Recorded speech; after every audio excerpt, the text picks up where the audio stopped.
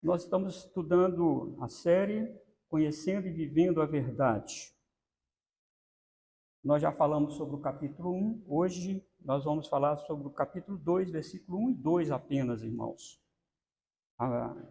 Acho que vocês já me conhecem aqui, eu não estou com muita pressa de terminar o livro, não. É melhor a gente ir por parte. Capítulo 2, versículos 1 e 2. Filhinhos meus, estas coisas vos escrevo para que não pequeis. Se todavia alguém pecar, temos advogado junto ao Pai, Jesus Cristo, o justo. E ele é a propiciação pelos nossos pecados, e não somente pelos nossos próprios, mas ainda pelos do mundo inteiro. Meus irmãos, comunhão. Desde o Éden, Deus se propôs relacionar com o homem, mas o pecado veio e estragou tudo. E esta comunhão é somente para aqueles que foram comprados com o sangue de Cristo, aqueles que foram remidos e expiados seus pecados pelo sangue de Cristo, podem ter comunhão com o Criador. O pecado fez um estrago na vida do homem, afastando o homem de Deus. Vocês lembram que lá no Éden, quando Adão pecou, a primeira coisa que ele fez foi fugir de Deus quando ele ouviu a voz do Senhor no jardim do Éden. E Deus é que propôs procurá-lo. Deus, vamos dizer assim, saiu andando no Éden, chamando Adão. Ô Adão, onde você está, Adão? Procurando por Adão. Não que Deus não sabia onde ele estava, mas a proposta era: eu procuro você. Você se perde e eu procuro você, não é? Então, ao longo da história, irmão, Deus foi ele que procurou se estabelecer comunhão e aliança com o homem. E vimos no capítulo 1 desse livro de João, do nosso estudo, inclusive, nosso estudo anterior. Eu quero que você que está com a Bíblia aberta aí, acompanhe comigo, que a palavra-chave aqui do capítulo 1 é de fato comunhão, e ela atravessa o capítulo 2. Então, se você der uma olhada aí no versículo 3, o apóstolo João disse: temos a comunhão com a doutrina apostólica, mantenhais comunhão conosco. Então, para nós, crentes, conosco ali, o apóstolo está dizendo: eu e os demais apóstolos. Eu estou escrevendo isso para que vocês mantenhais comunhão comigo e com os demais apóstolos. Manter comunhão com os apóstolos é a mesma coisa que estar, irmãos, ligados à Escritura Sagrada, à tradição apostólica, à palavra de Deus. E na parte B do verso 3, temos comunhão com o Pai e com o seu Filho, Jesus Cristo. Se não tem comunhão com a palavra de Deus, não tem jeito de ter comunhão com o Pai e com o seu Filho. Então, a comunhão com o Pai é decorrente da comunhão com a doutrina. Então, por que nós não podemos ter comunhão com os hereges? Por que nós não podemos ter comunhão com os falsos profetas, com as falsas denominações? Por que elas não podem assumir o nosso púlpito? Por que elas não têm comunhão conosco na questão da doutrina apostólica?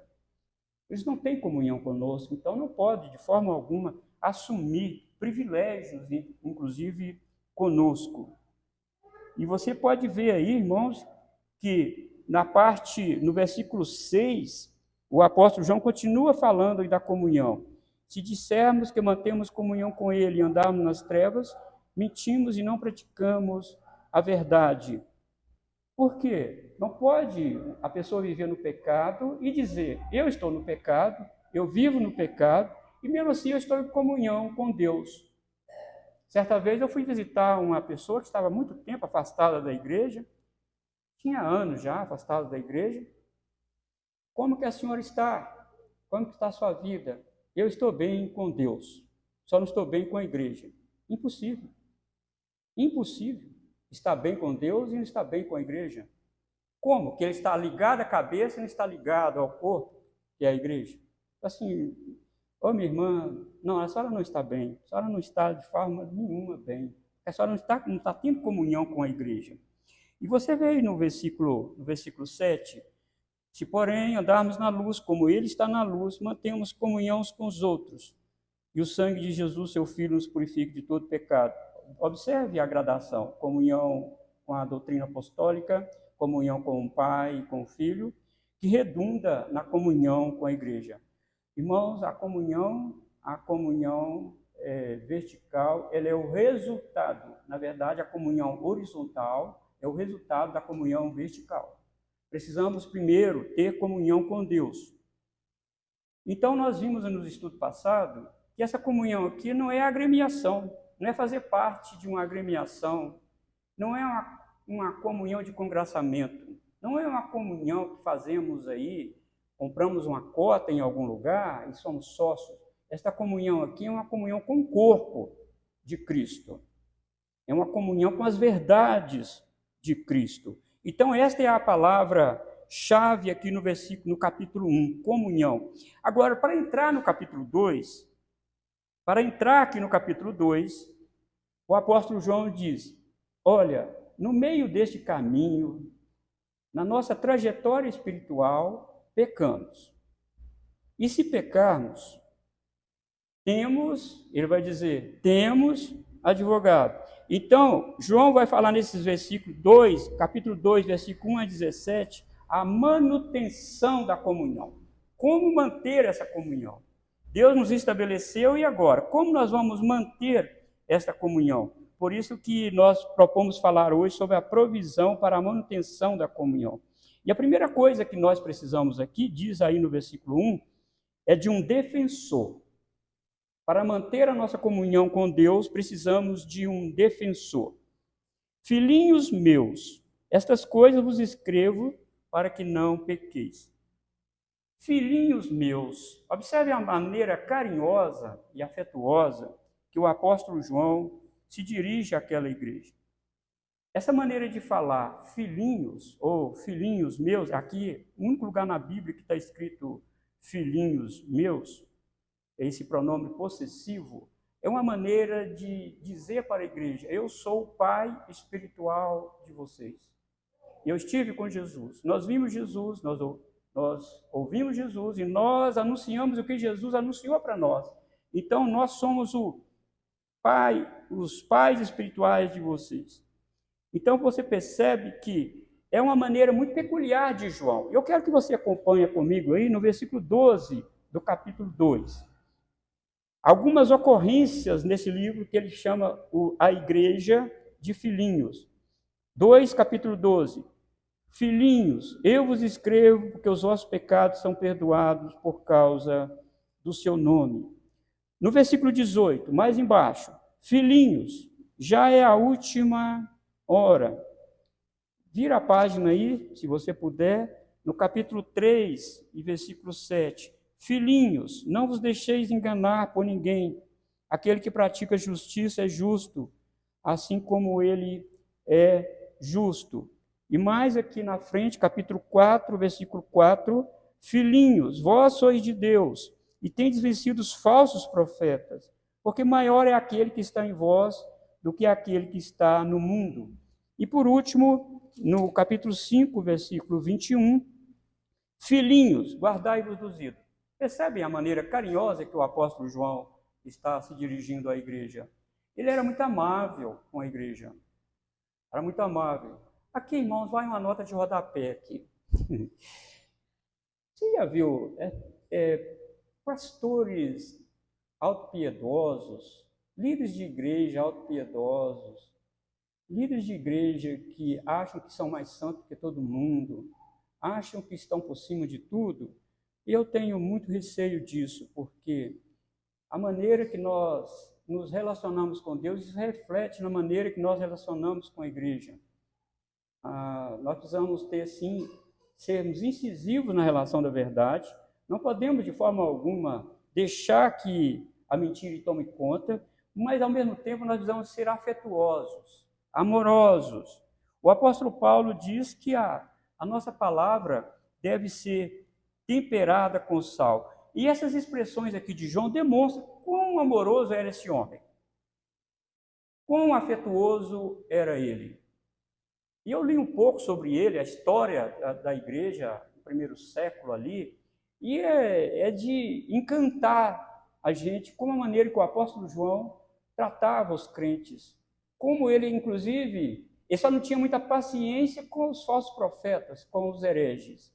Ele não tinha muita paciência, mas com a igreja, esse homem tinha um amor muito profundo pela igreja. Estas coisas vos escrevo para que não pequeis. João quer mostrar para os seus filhos o lado carrancudo, irmãos, o lado feioso, o lado horripilante e horroroso do pecado. Porque a maneira que ele falou no capítulo 1, parece que alguns poderiam dizer, já que eu sou pecador, então está tudo certo. Eu posso viver minha vida como eu quiser. Mas João diz, estas coisas vos escrevo para que não pequeis. Não pecar, irmãos, é o ideal cristão. Este é o ideal. Cristo nos libertou para vivermos vida separada para Ele. Cristo nos libertou para a santidade. O apóstolo Paulo até diz que a eleição e predestinação de Deus são para que nós fôssemos santos, andássemos em santidade perante Ele. Então, não essa proposição de que, olha, eu estou salvo, mas Deus conhece a minha fraqueza, está tudo bem, está não, irmãos. O apóstolo João aqui diz que estas coisas vos escrevo para que não pequeis. Não fomos chamados para viver na prática do pecado. Não fomos chamados para usar os membros do nosso corpo, como diz Paulo, ao pecado. Não podemos viver a vida cristã de forma relaxada. Normal e bom é não pecar de jeito nenhum. Aqui fica claro. Normal e bom é não pecarmos de jeito nenhum. Mas, se por causa de negligência, se por falta de responsabilidade cristã, nós pecarmos, não entre em desespero. Não é para entrar em desespero. Por isso, João escreve de maneira a encorajar os crentes a lutarem contra o pecado. É bom que não pequeis. Se, todavia, alguém pecar, temos advogado junto ao Pai, Jesus Cristo, o justo. Aqui, irmãos, parece que a gente está escutando o apóstolo João dizer: esforce o máximo contra o pecado. Use todos os meios de graça para lutar contra o pecado. Deus te deu meios de graça poderosos para vencer o pecado. E quais são, irmãos, os meios de graça mais comuns que nós temos? Leitura diária da palavra de Deus. Você pode achar que é somente uma leitura, que isso não exerce influência na sua vida. Enganou, você está enganado. Exerce muita influência na nossa vida. Meditar naquilo que você leu. Orar, pelo menos que seja 1 minuto. Ore. Medite.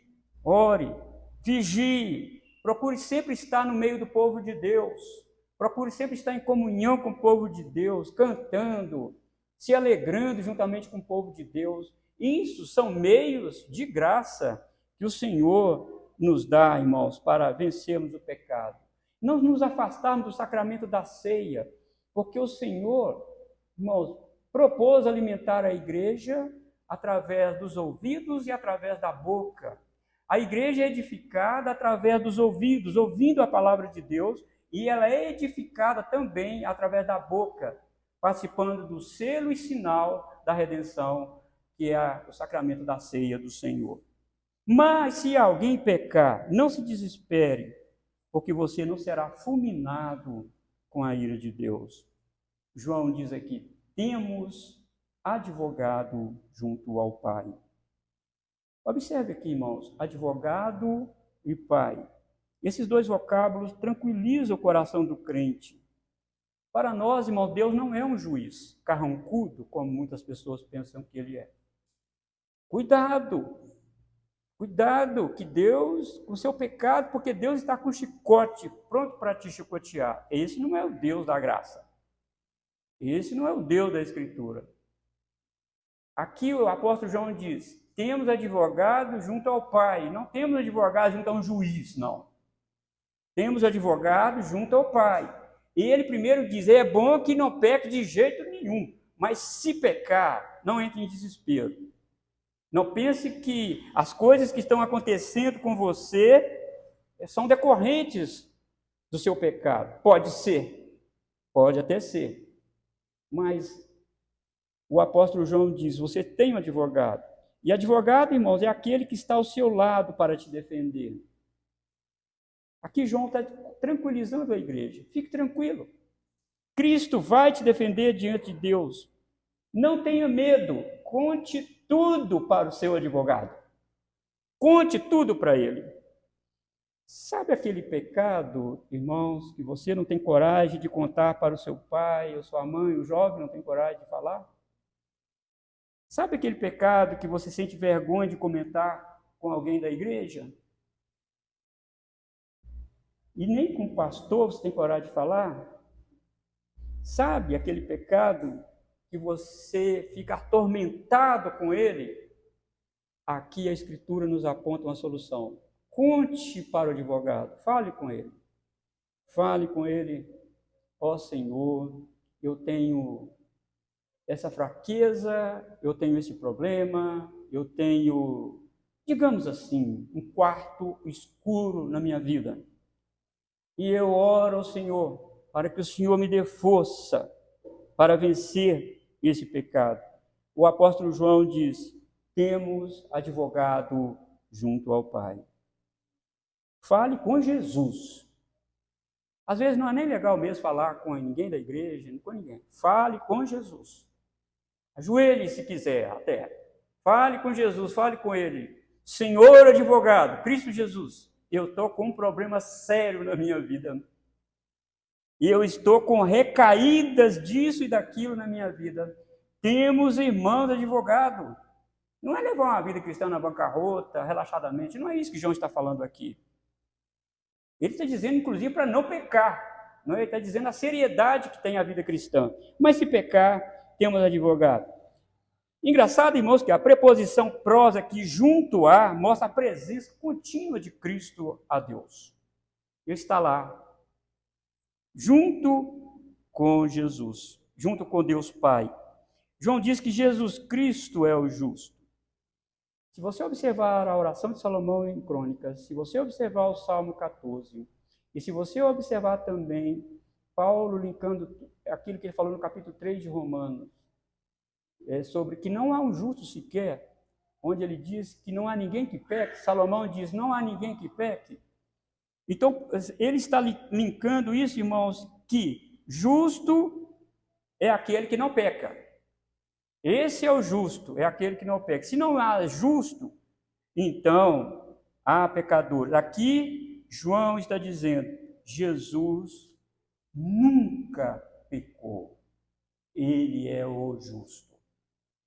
Aqui João defende a impecabilidade de Jesus. Aqui João diz que Jesus, o nosso advogado, é perfeitamente moral.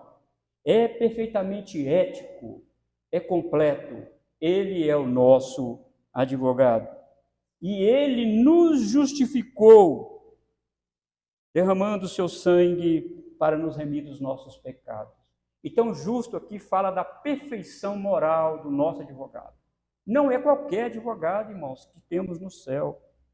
É Jesus, o justo.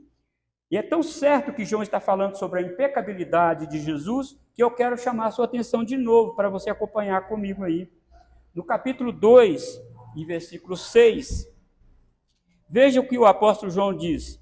Aquele que diz que permanece nele, esse deve também andar assim como ele andou. Quer dizer, perfeito.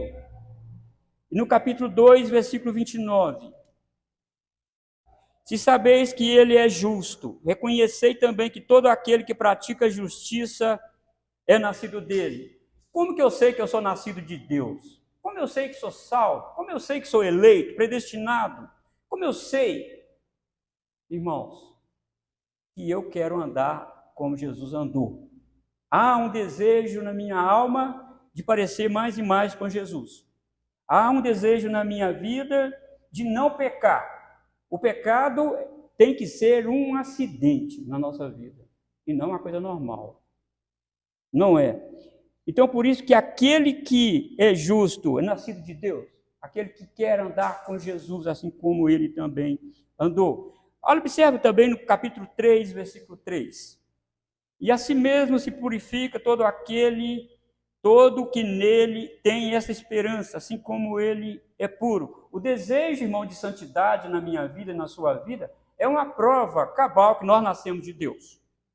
Se eu desejo ser santo, embora eu não consiga a perfeição, mas se eu desejo isso, são dois sinais. Sinal que eu sou nascido de Deus e sinal que eu vou encontrar com Ele. E Ele é puro. Eu vou encontrar com Ele. Que coisa gloriosa, irmãos, nós pensarmos isso. E no versículo 5 aí do capítulo 3 também, sabeis também que Ele se manifestou para tirar os pecados, e nele não existe pecado. Viram o que significa justo? Impecabilidade. Ele é justo, ele não peca. Então João diz que aquele que procura viver na justiça detesta o pecado. Tem identificação com Cristo também, que é justo. Você e eu, meu irmão, nós temos o melhor advogado diante do Pai, porque a garantia de que Deus vai atender a sua intercessão está ancorada na pureza e na impecabilidade do nosso advogado. Temos um documento assinado por Jesus de que nós não vamos ser condenados. Temos um documento assinado por ele. Paulo fala isso, que ele pegou a cédula que estava contra nós e cravou na cruz.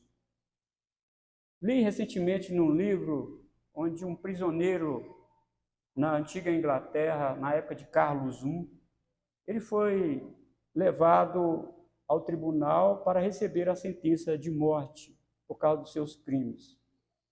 Os soldados pegaram-no e levaram, e ele foi calmamente para o tribunal para receber a sentença de morte. A corte se levantou e declarou e o sentenciou à morte, e ele deu um sorriso.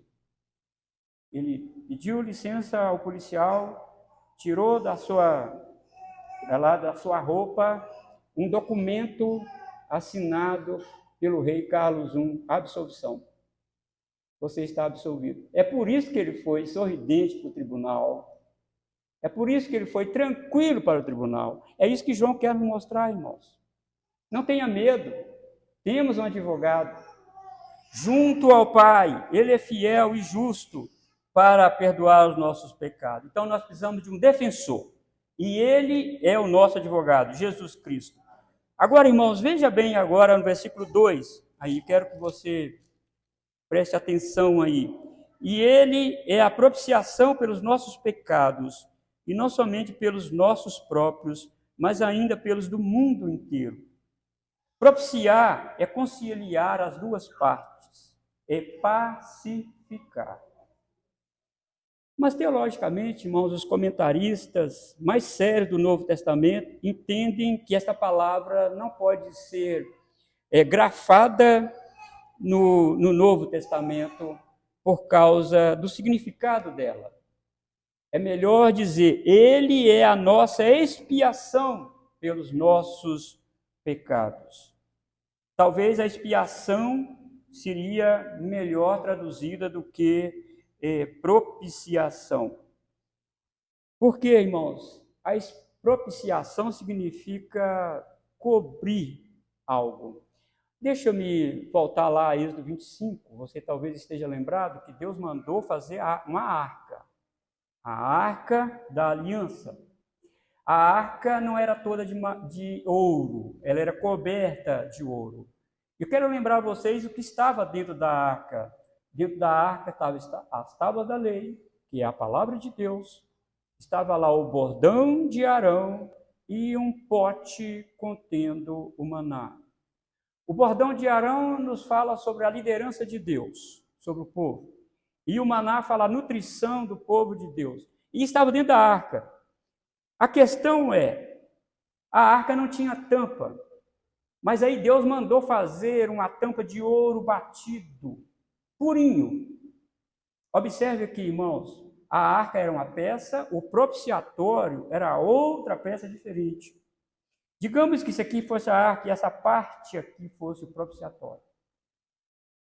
O sacerdote teria que pegar o sangue da vítima e sujar ou aspergir aquela tampa de ouro chamada propiciatório. Desse lado ficava um querubim de ouro também puro, olhando para o propiciatório, e do outro também. Aí Deus diz: eu virei a ti por cima do querubim, por cima do propiciatório, e falarei com você. Então, estou lembrando a você que o propiciatório, o sangue ali cobria as transgressões que estavam dentro da arca, que os pecadores faziam, que estavam dentro da arca. Reclamaram do maná, desobedeceram a liderança de Arão e de Moisés. E também, irmãos, desobedeceram a lei de Deus que estava lá. Então, precisava do sangue ali para cobrir. E aquela tampa chamava-se propiciatório. Por isso que ali não era retirado o pecado, mas era coberto com o sangue de uma vítima inocente. Jesus, a tradução aqui de hilasmo, do grego, é melhor traduzido, eu concordo aqui, que é melhor traduzido por expiação e não propiciação, porque a propiciação não removia o pecado, só conciliava as duas partes. A ideia de propiciação é que tem duas partes litigantes, o pecador e Deus, e parece que cada um quer ter vantagem, não entrava em acordo. Não, a Bíblia diz que o pecador é que quebrou a lei de Deus. A ideia de propiciação no Novo Testamento parece que está trazendo o seguinte: Deus é culpado pelo pecado do homem. Por isso precisa de um advogado para conciliar as partes. Mas quando nós interpretamos isso aqui como expiação, aí já não tem mais parte litigante. Existe uma lei quebrada, eu exijo que essa lei seja vindicada e que tem que morrer a pessoa que fez isso. O sangue tem que ser derramado, por isso que Jesus veio para nos remir dos nossos pecados. Então eu concordo com os exegetas mais sérios do Novo Testamento ao dizerem que a palavra melhor aqui seria expiação e não propiciação. Expiar, porque a expiação remove o pecado. A expiação satisfaz a justiça de Deus. E o propiciatório não fazia isso.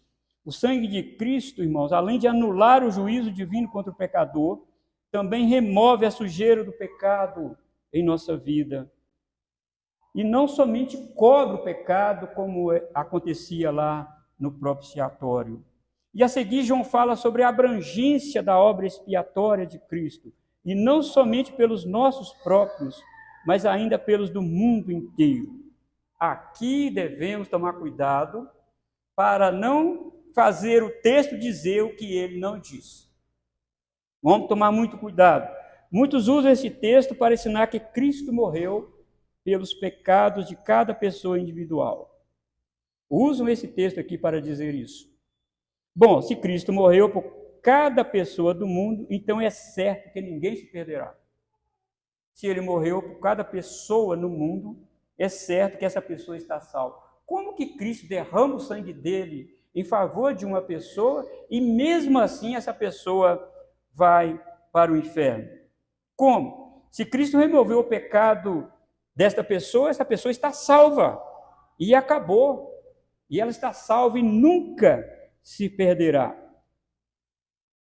Por que eles fazem isso, irmãos? Porque essas pessoas que interpretam isso aqui, diz que as pessoas não são salvas porque elas não querem ser salvas. E eu tenho que concordar. As pessoas não são salvas porque, de fato, elas não querem. Mas aí tem uma outra pergunta. Por que elas não querem ser salvas? Porque diz a Bíblia que estão mortas. Como que o morto deseja alguma coisa? Como que um morto ouve alguma coisa? Como que um morto tem apetite para alguma coisa? Por isso que a Escritura diz que estão mortas em delitos e pecado. E eu quero concordar aqui com eles. Elas não querem, de fato. Enquanto Jesus não ressuscitar essa pessoa, enquanto Jesus não trazer ela de volta da sepultura para a vida nele, essa pessoa não vai desejar Deus. De fato, elas não querem. Elas estão mortas espiritualmente. O outro ponto que precisa ser dito, Jesus disse que o Espírito Santo viria para convencer o mundo do pecado, da justiça e do juízo. Mas todos nós sabemos que nem todos serão convencidos do pecado, da justiça e do juízo. Uai, o Espírito Santo então está falhando na sua missão? Porque Jesus foi bem categórico. O Espírito Santo virá para convencer o mundo do pecado, da justiça e do juízo. Mas nós sabemos pela Bíblia e pela história, da própria história da humanidade, que nem todos serão convencidos do seu pecado e das suas mazelas. Há falha no Espírito Santo, então é claro que não. Aqui o mundo não significa todas as pessoas. O Espírito Santo vai convencer aqueles que pela pregação da fé, que foram eleitos por Deus, ele convence através da palavra dele. O mundo aqui não é um mundo, digamos assim, individual de pessoas, mas é um mundo abrangente. As pessoas virão a Cristo, aqueles por quem Cristo morreu. A dureza do coração do pecador, por acaso, é mais forte do que a ação do Espírito Santo de convencer o pecador? Será que a palavra de Deus, à luz de Hebreus 4:12, não consegue penetrar no coração do pecador? Porque está lá escrito, Hebreus 4:12. A palavra de Deus é viva e eficaz. É mais cortante do que espada alguma de dois gumes. Penetra na divisão de alma e espírito, juntas e medulas, e é apta para discernir pensamentos e propósitos do coração. E não há criatura nenhuma que se esconda diante dele. Então, existe obstáculo pela palavra de Deus? É claro que não. Será que a palavra de Deus não consegue romper a dureza do coração? E se isso acontecer, o que diz Jeremias 23:29? Que a palavra de Deus é fogo e martelo que esmiuça a penha. Existe dureza de coração que a palavra de Deus não consiga? Então, irmãos, essa proposição de que as pessoas estão com o coração duro, que as pessoas não querem vir a Cristo, de fato tem um coração duro. Mas alguém resiste à vontade de Deus? Alguém resiste à ação do Espírito Santo? Alguém resiste ao poder da palavra de Deus? É claro que não. Alguém pode resistir à vontade de Deus? Parece que o mundo que as pessoas estão vendo aí, inclusive os nossos irmãos arminianos, parece que eles acreditam que a história está na mão das pessoas e não em Deus. Parece que quem tem o destino da história na mão são as pessoas, são os homens e não Deus. Não, irmãos, a palavra de Deus é bem categórica.